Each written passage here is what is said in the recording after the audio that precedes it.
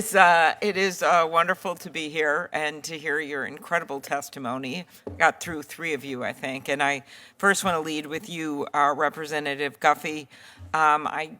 Watching your family behind you, friends, how difficult this must be and how heartfelt your testimony was. I don't know how anyone can listen to you and not want to get something done here. So I want to thank you for that. You've described how victims of these crimes often suffer from mental health trauma. Can you quickly elaborate on why even the threat of the non-consensual distribution of explicit images can be tragic? The threat is the most dangerous part of it. Not even the sharing of the images themselves are as bad of the threat, because you are taking your deepest, darkest shame or your most private moment, and the threat of sending it out to complete strangers is complete vulnerability. And I believe that in this country, we've lost grace, and we have too often kicked people for the mistakes that they make. And we tell our kids that everything you do online will stay with you forever. Well, imagine if you just took your darkest moment and just posted it online. Mm-hmm. Exactly. Federal. Why should this be federal?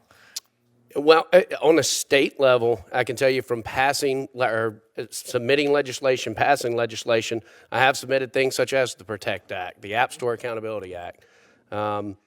We need help on a federal level because Section 230 is causing states to go at this 20 different directions. Totally.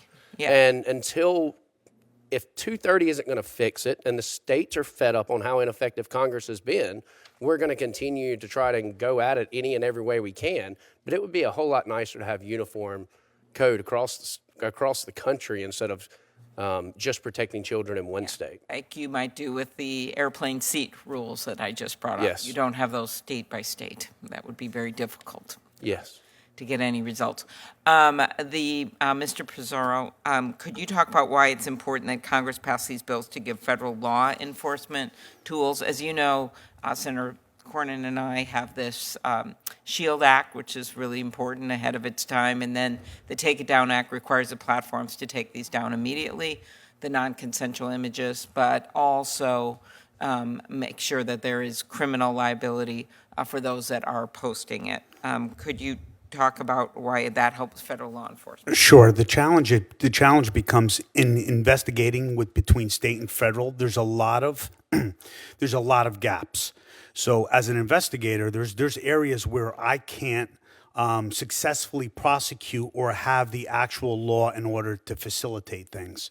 So especially if you go to rural areas where there's not a state perspective, where there's not really good laws, you're going to need that federal law in that aspect. So what SHIELD does, it fills that legislative gap in order for us to actually effectually do our jobs. Mm-hmm. Good point.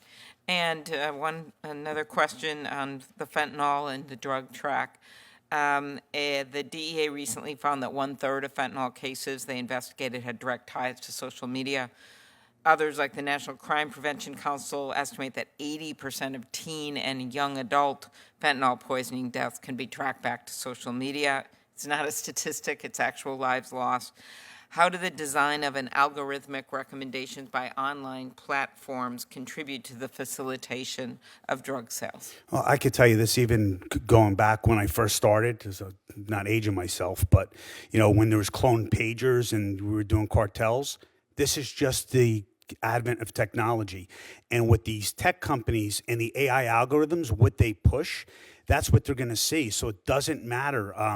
There is no, one of the things I asked Meta, I asked Snap, I asked a lot of these companies, can you explain your algorithms? No one can and no one will, because again, it's about business. It's about pushing that content, and that's what children are seeing. So that's why they're at risk. Mm-hmm. Thank you. My last question of you, Ms. Goldberg.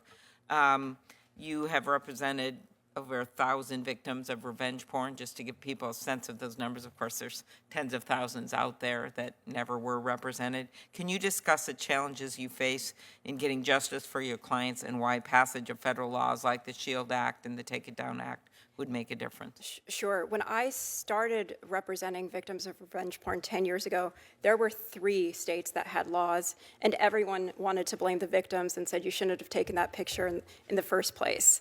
And it wasn't until we were testifying about it and like actually making people realize that the liability needs to be in the hands of the offenders. There's a responsibility in being the recipient of it. But the bigger problem, though, was that the platforms were the ones that were distributing the content at scale. So, back in the old days, revenge porn could be, photocopied and put on a car windshield. But now with Snapchat and Google and Meta, one picture can be seen by millions and millions of people, and we need the uniformity, like Mr. Pissarro was saying. Thank you. And I know my colleagues asked about Section 230, which I feel very strongly about, so I'll let that go. Thank you. Senator Klobuchar, thank you. Thank you, Chairman Grassley. Senator Hawley. Thank you, Mr. Chairman. Thank you for calling this